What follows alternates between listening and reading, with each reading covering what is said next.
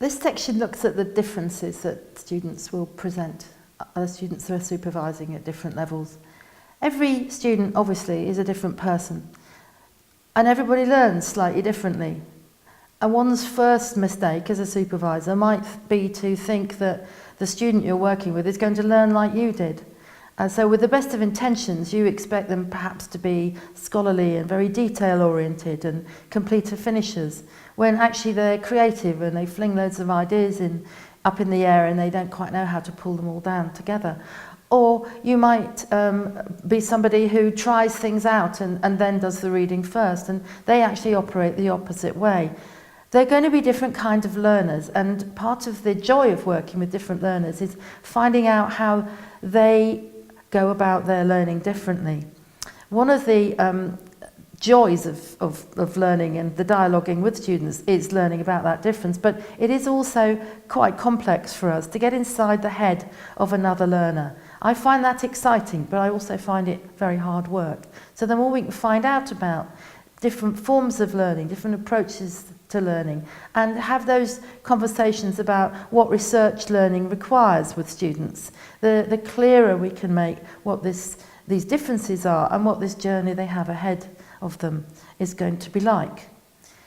The other things that adds to difference, not just difference of approach to learning, where some students are activists and want to get on with the research, and some students want to read a lot before they put any of their ideas into practice. The other major difference that you might well meet is students who have come from a different learning culture. So postgraduate students are a lot more mobile than undergraduate students.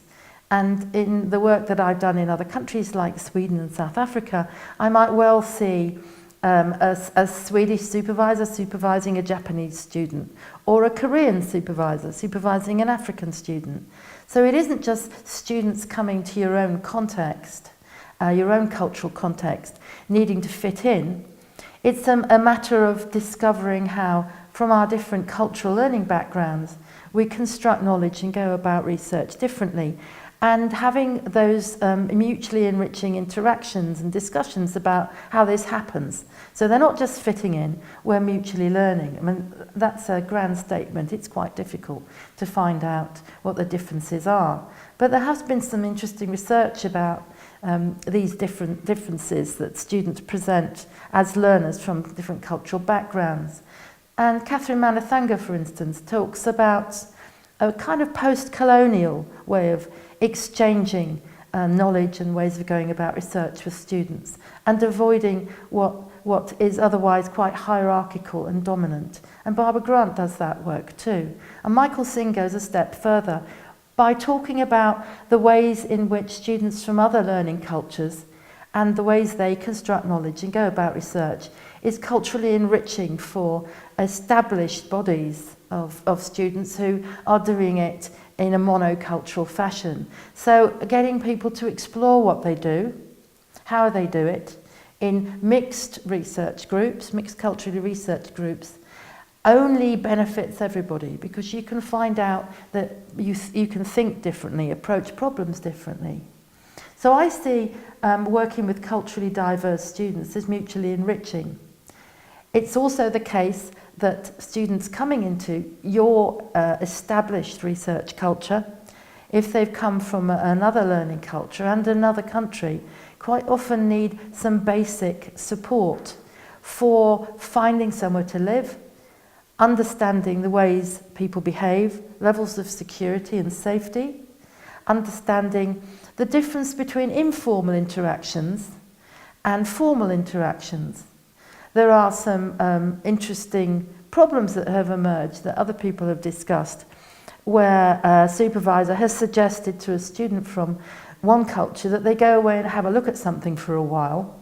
That's quite informal, and they mean read it for 20 minutes.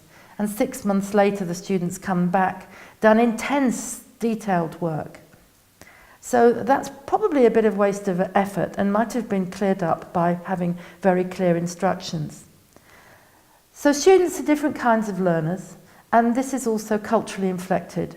the more we can find out about how they learn and how we learn and how they go about their research learning, as well as about what sort of extra support to settle in, to deal with their everyday domestic, financial and health and security needs so they can get on with the research. Those sorts of issues I think are important when we're thinking about differences in learning.